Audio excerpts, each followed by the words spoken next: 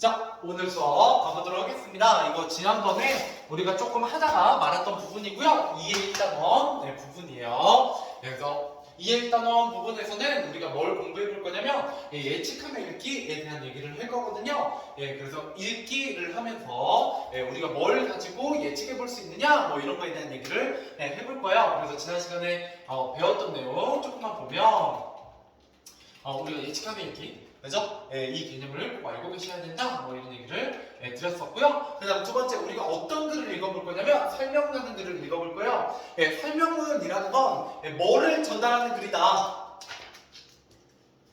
정보를 전달하는 글이다. 그래서 이거는 정보 전달하는 글이다 라고 알고 계시면 되겠고요. 이때 정보는 거기에 없어요. 지난 시간에 한 부분이니까. 이때 정보는 보통 객관적인 정보다 이런 얘기를 많이 합니다. 객관적이다. 그래서 어떤 사실을 우리가 전달하는 글, 이런 거를 설명하는 글이라고 하고요. 그 다음에 시험에 또 잘 나오는 거, 예측하며 읽기, 설명하는 글의 특징, 그 다음 마지막에 글의 구조입니다. 설명하는 글은 크게 3단으로 구성되어 있어요. 처음, 가운데, 끝 이렇게 3개로 구성되어 있는데 보통 시험에는 처음과 끝부분이 되게 시험에 잘 나온다 이런 얘기를 제가 지난 시간에 해드렸었거든요. 그래서 처음 부분에서는 내가 정보를 전달하는데 설명하려고 하는데 그 설명 대상을 그죠? 뭔지 제시하게 되고, 그 다음에 내가 이 글을 쓰게 된 이유나 목적 같은 걸 밝히게 됩니다. 내가 이 글을 왜 쓰게 됐어요? 뭐 이런 얘기를 하게 되고요. 그 다음 마지막으로 관심을 유도하기 위한 어떤 장치들이 들어가 있다라고 했습니다. 그 다음에 가운데 부분에서는 내가 설명 대상을 제시했으니까 그거에 대해서 본격적으로 아주 구체적으로 내용을 설명하게 되고요. 그 다음 마지막 끝부분에서는 요약 정리하게 되고 전망이나 당부 이런 것들을 제시하고 있다. 뭐 이렇게 보시면 되겠습니다. 자, 그래서 우리 뭐에 대해서 얘기해 볼 거냐면 첫인상에 대한 얘기를 할 거예요. 그래서 지난 시간에 여기 읽었었거든요. 그런데 한 번 더 해보도록 할게요. 왜냐면 우리가 이 글을 배운 지가 좀 시간이 됐거든요. 자, 그래서 여기에 보시면 예측하며 읽기라고 되어 있어요. 그래서 여기 왼쪽에 이런 부분들이 되게 중요하거든요. 그래서 강의는 첫인상부터 시작된다라고 이 글에 뭐를 보니까 제목을 보니까 글쓰기 인간관계에서 첫인상이 어떤 역할을 하는지 설명하려는 의도로 이 글을 쓴 것 같아 라고 뭐를 파악하고 있냐면 글쓴이의 의도를 파악하고 있어요. 그래서 자, 글의 제목을 통해서 뭐 하고 있다? 글쓴이의 의도를 예측해보고 있습니다. 알겠죠? 그래서 뭐 새로운 걸 다시 우리가 외우는 게 아니라 여기 그대로 써있잖아요. 써있는 거 바탕으로 우리가 살펴보면 되겠다라는 거고요. 그래서 제목을 보고 첫인상이 인간관계에서 어떤 역할을 할까? 이런 의도로 쓴다. 자, 가문다. 그래서 사람 사이의 모든 관계는 만남에서 시작되죠. 그래서 만남 없는 관계는 있을 수 없고 설사 있다 하더라도 극히 드뭅니다. 다른 사람과 직접 얼굴을 마주하는 만남이 일반적이지만 전화나 전자우편을 통한 만남도 얼마든지 있을 수 있어요. 또한 이렇게 영상을 찍어서 영상으로 만나기도 하죠. 그죠? 자, 이러한 만남 가운데 가장 중요한 것은 바로 뭐다? 첫 만남이다 라는 거예요. 아무래도 우리가 첫 만남, 첫 이미지가 굉장히 중요하다는 거예요. 그래서 왜냐하면 사람들이 처음에 형성된 인상을 바꾼다 안 바꾼다? 안 바꾸더라 라는 거예요. 그만큼 첫인상이 굉장히 중요하다라는 거예요. 실제로 재미있는 실험 결과가 있어요. 제가 이것도 지난 시간에 한번 얘기를 했던 것 같은데 그 사람에 대한 첫인상이 결정되는데 몇 초가 걸리냐면 2초에서 3초 정도가 걸린대요. 그래서 딱 그 정도만 하고 나면 이 사람이 어떤 사람일 것 같아? 나랑 잘 맞을 것 같아? 뭐 좋은 사람일 것 같아? 나쁜 사람일 것 같아? 이런 느낌을 가지게 된다는 거예요. 그래서 여러분들도 학교에서 선생님이 딱 들어오면 한 3초면 이미 느낌이 오죠? 느낌이 오게 됩니다. 뭐 이런 얘기를 하게 돼요. 자, 그 다음에 이거를 설명하는 글이니, 그죠? 이게 설명하는 글이니까 설명하는 글의 일반적인 구조에 따라 뭐를 파악하고 있어요? 구조를 파악하고 있죠? 그래서 이 글을 설명하는 글이다 라는 걸 내가 이미 사전에 알고 있으니까 뭐를 활용하고 있는 거냐면 배경 지식을 활용해서 뭐를 예측하는 거냐면 글의 구조를 예측하고 있습니다. 글의 구조를 예측하고 있다 라는 거예요. 자, 그래서 그 밑에 보시면 자, 처음 소주제 뭐가 중요하다는 거예요? 그렇죠, 고마워요. 첫인상이 중요하다.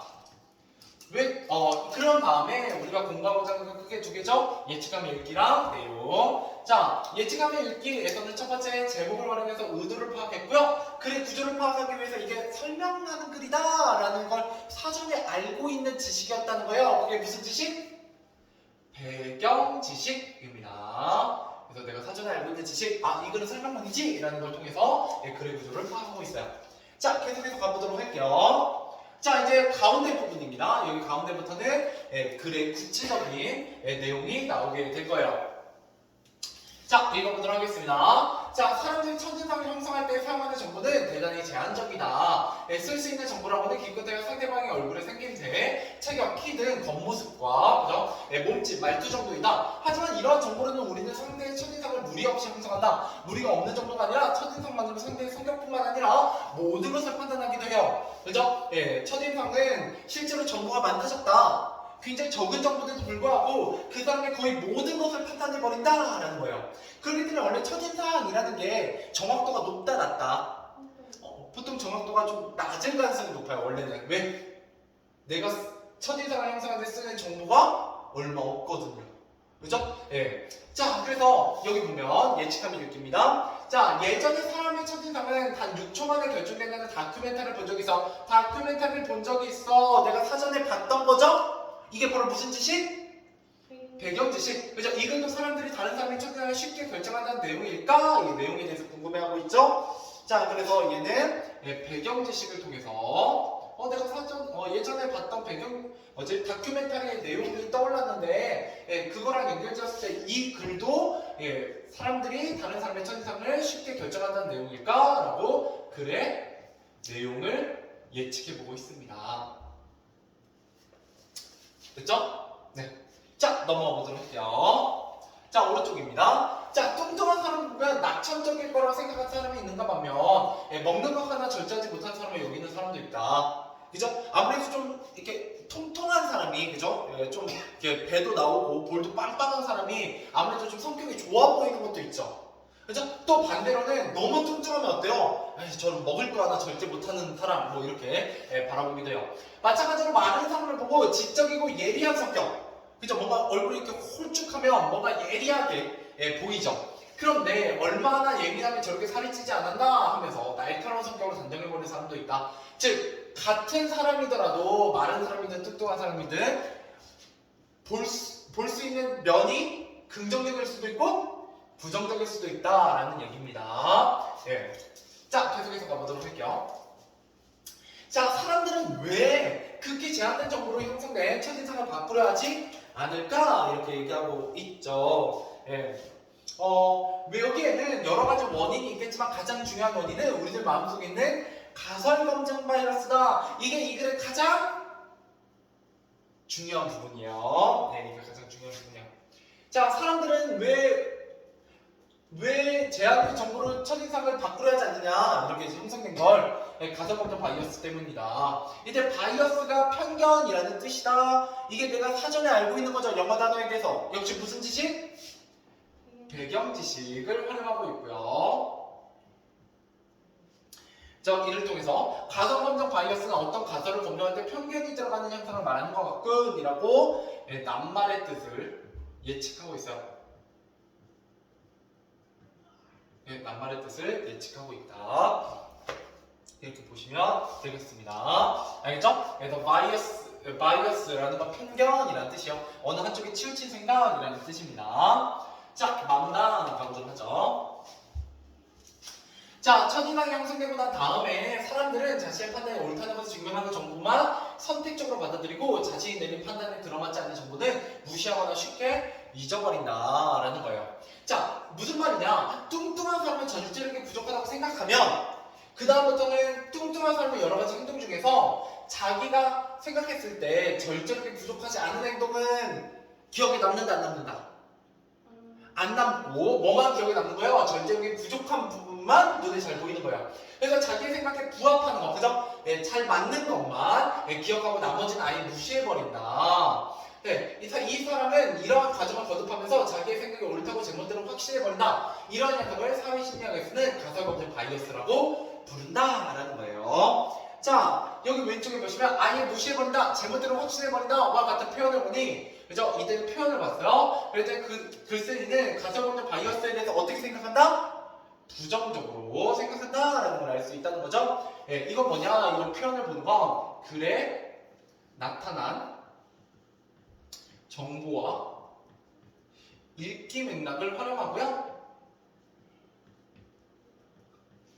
읽기 맥락을 활용하고, 예, 이를 통해서 글쓴이의 생각과 태도를 예측해 봅니다.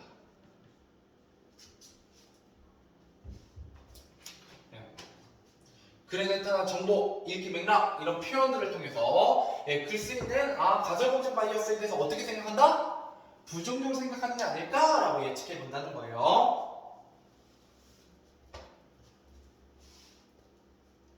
그 다음 밑에 내려가서, 자, 다문단입니다. 사회심리학자인 스나이더와 스완은 한 가지 실험을 통해 가설공정 바이어스를 입증하게 됩니다. 이들은 실험 대상인 대학생들의 자신들이 제시하는 질문으로 앞으로 만나게 될 사람의 성격을 판단해달라고, 예, 말했습니다. 그러고 나서 이들은 내향적인 성격임을 증명하는 질문과 외향적인 성격임을 증명하는 질문 26개를 대학생들에게 보여주게 됩니다. 그런다면 어떤 사람을 만났을 때 그 사람의 성격을 판단하는 데 도움이 될 것 같은 질문 12개를 자신들이 제시한 26개의 질문 중에서 선택하라고 했습니다. 일반적으로 사람의 성격을 파악하기 위해서는 다양한 질문을 선택하기 마련이지만, 예, 그렇지만 실험 결과 대학생 대부분은 그 사람의 성격이 외향적인가 내향적인가를 먼저 판단한 다음 그것을 뒷받침할 수 있는 질문만 선택하였다라는 거예요.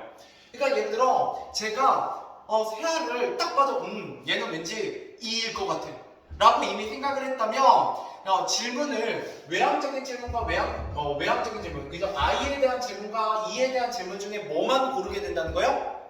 E에 대한 질문만 골라서 질문하게 된다는 거예요.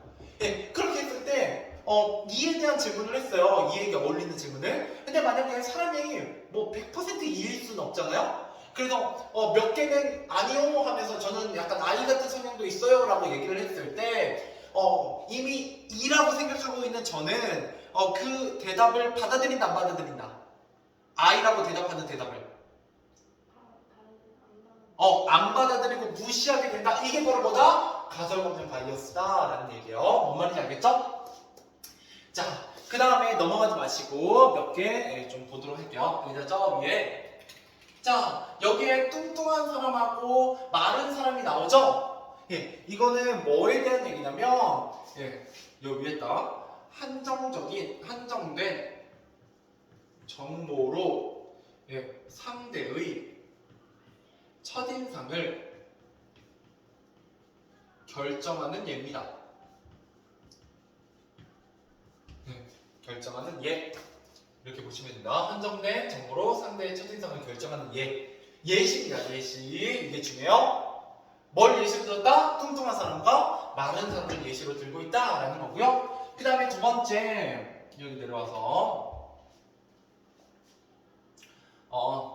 이런 거예요. 자, 자신의 판단이 여기부터 묶어볼게요. 마음다. 자신의 판단이 옳다고 증명하는 정보로만 선택적으로 받아들이고 자신이 내린 판단에 들어맞지 않는 정보는 무시하거나 쉽게 잊어버린다. 이게 바로 뭐에 대한 설명이냐면, 예, 가설, 검증, 바이어스의 개념이요. 가설, 검증, 바이어스가 뭐냐? 라고 물으신다면 자신의 판단이 옳다고 증명하는 것만 선택하고, 예, 내 판단에 들어맞지 않는 정보는 무시해버리는 것. 예, 그러면서 이미 내가 사전에 결론 내려놓은 것만 맞다고 생각하는 것. 예, 그게 바로 가설검증, 예, 바이어스입니다. 알겠죠? 넘어가 보도록 하겠습니다. 다음 페이지. 자, 그래서 4문단입니다. 자, 이런 가설검증 바이어스는 첫인상뿐만 아니라 우리의 생활 전반에 영향을 미치고 있다. 자, 혈액형에 따라 성격을 분류하는 혈액형 성격학이 들어가는 것처럼 생각하는 주된 근거도 가설검증 바이어스다. 사람들은 상대의 혈액형에 어울린다고 생각하는 성격이나 행동만을 의도적으로 수집하고 또 그것들을 축적하여 혈액형이 성격과 관련이 있다고 믿는다. 가령 사람들은 A형인 사람의 여러 행동 중에 내성적이고 소심하다는 것을 입증할 수 있는 정보만을 받아들인다. 그러니까 A형인데 막 갑자기 어느 날 발표를 되게 잘했어요. 그러면 그건 받아들인다 안 받아들인다? 안 받아들이는 것, 예, 그런 게 가설검증 바이어스라는 거예요. 자, 그래서 A형의 사람이 대범하게 행동하는 걸 보더라도 대수롭지 않게 받아들이고 그것은 곧 기억에서 사라진다. 기억에 남는 것이 내성적인 소심한 행동뿐이다 보니 혈액형 성격학이 맞는 것처럼 여기는 것이다 라는 거예요. 그럼 결국 이 혈액형 성격학은 맞다 안 맞다? 안 맞다 라는 거예요. 알겠죠? 예, 편견이 발생된 거다라고 얘기하는 거고요. 자, 그런 다음에 예측학입니다. 여기 왼쪽. 가상성격 바이어스가 우리의 생활 전반에 영향을 미치고 있다는 내용으로 볼 때 우리가 일상에서 접할 수 있는 가상성격 바이어스의 사례가 이어질 것 같아 라고 얘기하고 있죠. 예, 그래서 이 글의 내용을 바탕으로, 그죠? 글에 나타난 정보와 읽기 맥락을 통해서 뭐를 얘기하고 있냐? 이어질 내용. 다음에는 가설 검증 바이어스의 사례가 이어질 것 같아 라고 예측해 봤다는 거예요. 뭐를 가지고? 예, 글에 나타난 정보를 가지고. 이해되시죠? 자, 넘어가 보도록 할게요. 암단입니다. 자, 미국의 한 심리학자가 사람의 성격을 나타내는 555개의 단어를 정리한 적이 있다. 555라는 숫자가 말해주듯이 사람의 성격은 매우 다양합니다. 게다가 사람의 성격이란 상황에 따라서 서로 다른 모습으로 나타날 때가 많아요. 그러니까 예를 들어 나한테는 정말 좋은 친구인데, 그죠? 어떤 애한테는 되게 나쁜 친구인 경우도 있잖아요. 그죠? 사람이란 거 무조건 좋기만 하거나 무조건 나쁘기만 하지 않다는 거예요. 되게 다양한 모습을 가지고 있다는 거죠. 그래서 직장에서는 자상한 모습을 일관하는 사람이 집에서는 엄한 아버지로 불림하는 것은 드문 일이 아니다. 또한 주변에 사람을 만나면 수줍어 말도 잘 못하던 친구가 친한 친구끼리 모여있을 때는 전혀 다른 모습을 보여주는 경우도 많다. 사람의 성격에는 여러 가지 측면이 있을 수 있다는 얘기입니다. 자, 그래서 여기 직장에서부터 경우도 많다까지 묶어보시면 이것도 상황에 따라 사람의 성격이 다른 예시입니다. 자, 이 글에서 뭐가 되게 많이 쓰이고 있다? 예시가 되게 많이 쓰이고 있다 라는 거 좀 기억해 두시면 좋을 것 같아요. 자,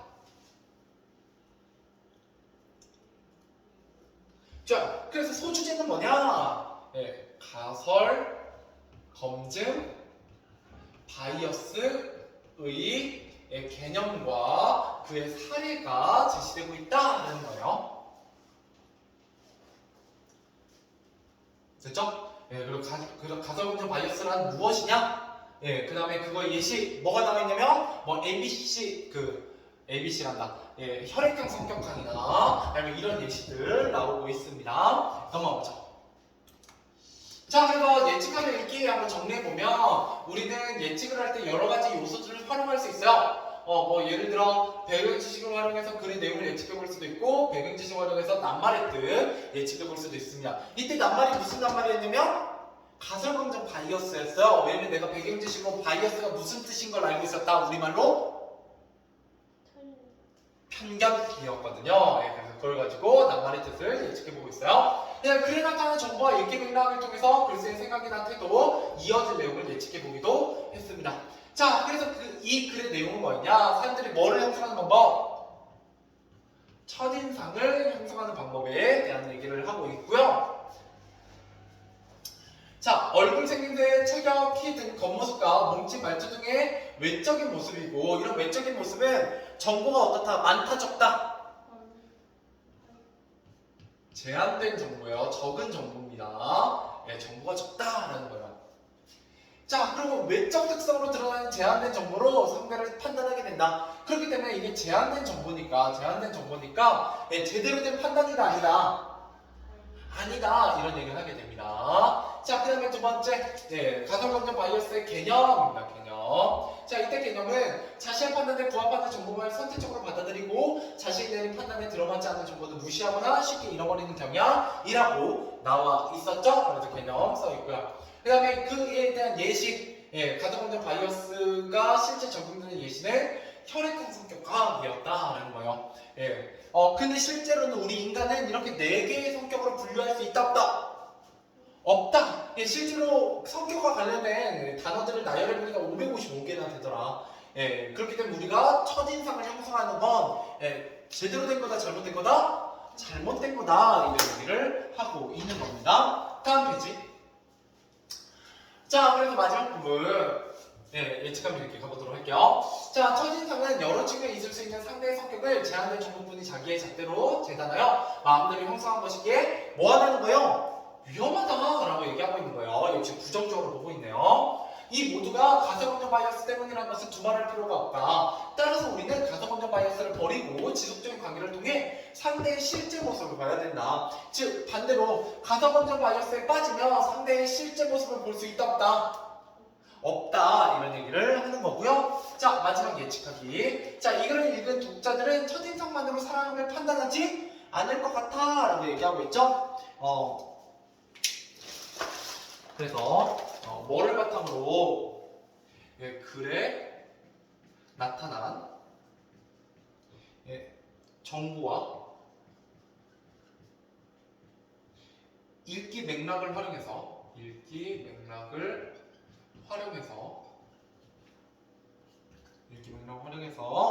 이 글이 사회에 미칠 영향을 예측하고 있습니다. 사회에 미칠 영향을 예측하고 있어요.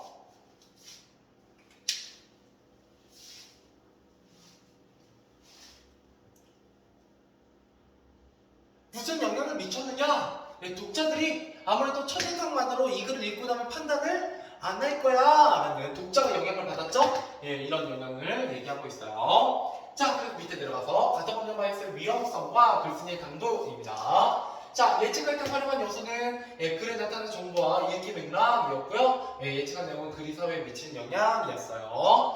자, 그리고 글쓰의 생각과 당부. 예, 글쓰의 생각은 뭐 하다는 거예요? 첫인상은 여러 가지 측면이 있을 수 있는 상대의 성격을 제한된 정보를 통해서 예, 마음대로 형성한 것이므로 뭐하다? 위험하다라고 얘기하고 있는 거고요. 그 다음에 글쓰의 당부, 가소공정 바이어스를 버리고 지속적인 관계를 통해 상대의 뭐를 파악할 수 있어야 된다? 실제 모습을 파악할 수 있어야 된다라고 얘기하는 게 되겠습니다. 됐죠? 자, 그래서 여기 보면 예, 나라가 이 글을 예측하며 읽은 과정은 이런 것들이에요. 책의 제목이나 표지를 보고 내용을 예측해보기도 했고 예, 글쓴이에 대한 정보를 바탕으로 의도를 예측해보기도 했고 차례를 보고 글의 구성을 예측해보기도 했습니다. 이게 시험에 나와요. 그래서 그러니까 예를 들어 이 말풍선 이렇게 주고요. 이게 뭐를 가지고 뭐를 예측한 거니? 라고 물어보게 돼요. 대충 어떤 느낌인지 아시겠어요? 그래서 이게 나오면 예, 글의 정보, 글에 나타난 정보와 읽기 맥락을 통해서 이 글이 사회에 미친 영향을 예측하고 있다 뭐 이런 것들을 예, 떠올릴 수 있을 만큼 공부하셔야 됩니다. 알겠죠? 자, 일단 문제 풀어보도록 하죠. 예, 앞에 3번부터 9번까지입니다. 풀어보세요.